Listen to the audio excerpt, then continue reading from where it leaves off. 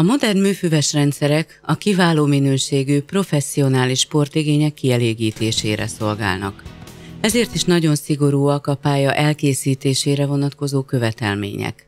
A legfontosabb az, hogy az előírt mennyiségű homok és gumigranulátum pontosan és egyenletesen legyen elosztva a pálya egész területén. A Sandmatica Global Sporttól, az SMG kizárólagos magyarországi képviselőjétől egyedülállóan oldja meg ezt a feladatot. A külön-külön rögzített kefékkel először felegyenesíti a műfűszálakat. Egyidejűleg egyenletesen adagolva szórja be a homokot vagy a gumigranulátumot a pályába. Egy állítókar segítségével szabályozni lehet az adagolást 2,5-től 40 kg per négyzetméterig. A szálak stabilitásának és a pálya hosszú élettartamának az egyenletesen magas feltöltés az alapja. A hátul lévő eloszlatú kefeegység magassága állítható, így a létező összes fűszál magassághoz megfelel. Ez garantálja, hogy a beszóróanyag mélyen és kíméletesen jut be a műfűbe.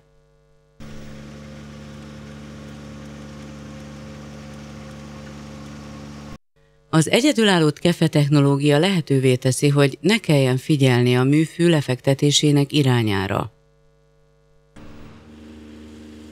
A Sandmatic kivétel nélkül minden fűszálat felegyenesít, és az előírt mennyiségű feltöltőanyagot bekeféli. A beállított adagolás a gép sebességétől függetlenül állandó marad.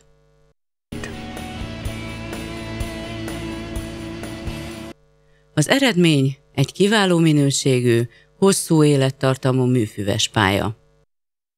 A Sandmaticot nagyon egyszerű kezelni.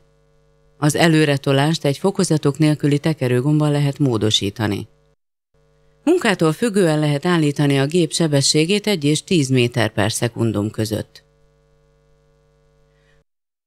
A 3 hengeres Kubota dízelmotor erős és megbízhatóan dolgozik. A 1,5 méteres munkaszélességnek köszönhetően percenként akár 15 négyzetméteres munkateljesítménnyel is képes dolgozni.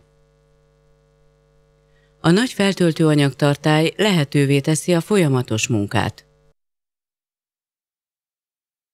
A 8 darab alacsony nyomású gumikerék úgy van beállítva, hogy optimális nyomást gyakoroljon a még fel nem töltött műfüves pályára.